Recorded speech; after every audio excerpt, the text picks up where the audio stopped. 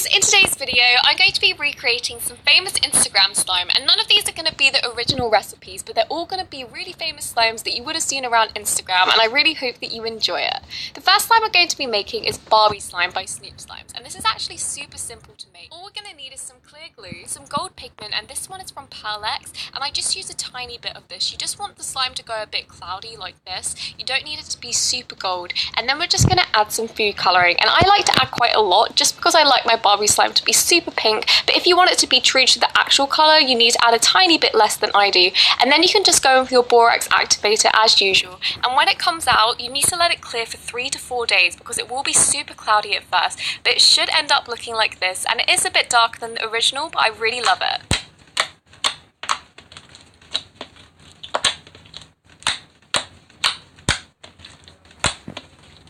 Next up we have Strawberry Cream Cheese Slime by Glitter Slimes, and this is one of my favourite slimes that I have at home, so I was so excited to recreate this. I just started off by adding my white PVA glue, followed by a tiny bit of shaving foam, 5 pumps of foaming hand wash, and also some food colouring. And the reason I've added so much is because we're going to be adding some white clays, and when you do this, obviously it's going to change the colour to be lighter. And you may also be wondering why I'm not adding any cornstarch considering this is a cream cheese, but I know that Nicolette doesn't like using cornstarch, so I don't think she'd use it in any of her slimes. Then you can go ahead and activate it, and I recommend leaving it a tiny bit sticky because when you add in the clays it's really going to harden it up, so you're probably going to need to add a bit of moisturiser if you activate your slime fully like I did.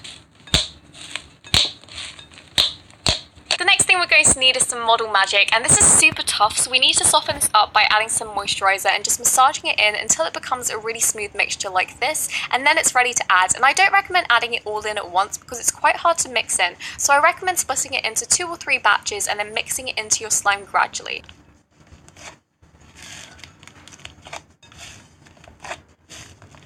My mixture went a tiny bit hard, so to soften it up I just went ahead and added some moisturiser, and then it became really flowy and thick, just like I intended it to be, and then I could add my next clay. And it's really important to add the second clay because I know that she definitely uses this because I've seen it on her staff account, and this is Daiso clay. I just added 1 cube because I don't know how much she adds, but I just thought that this was enough, and it made it really nice texture. It made it super soft and super sizzly, and I feel like this really made the slime.